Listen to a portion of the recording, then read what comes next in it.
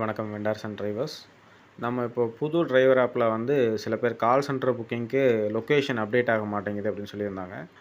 அதை நம்ம செக் பண்ணி பார்த்தோம். ஆக்சுவலாக வந்து அது கரெக்டாக தான் வந்துட்டுருக்கு. இப்போ வந்து ஒரு கால் சென்டர் புக்கிங் வந்து இதில் அசைன் பண்ணுறோம். இப்போ புக்கிங் ரெக்வெஸ்ட் வருது. ஸோ நம்ம அக்செப்ட் பண்ணுறோம். இது வந்து call centre booking. So area பேர் வந்து நல்ல டார்க்கில் வருது அப்படின்னாவே அது கால் சென்டர் புக்கிங்கு. ஸோ இதை அக்செப்ட் பண்ணதுக்கப்புறமா கஸ்டமர் எங்கே ட்ராப் பண்ணணும்னு கேட்டிருக்காங்களோ அந்த லொக்கேஷன் மட்டும்தான் இதில் காட்டும்.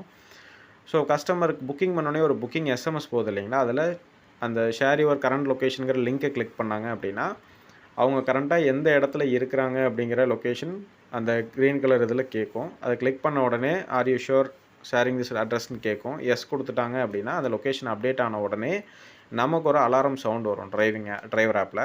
ஸோ அலாரம் சவுண்ட் ஓகே கொடுத்தோன்னையும் பார்த்தீங்கன்னா மேப் ஓப்பன் ஆகி கஸ்டமர் எங்கே இருக்காங்கன்னு காட்டும்.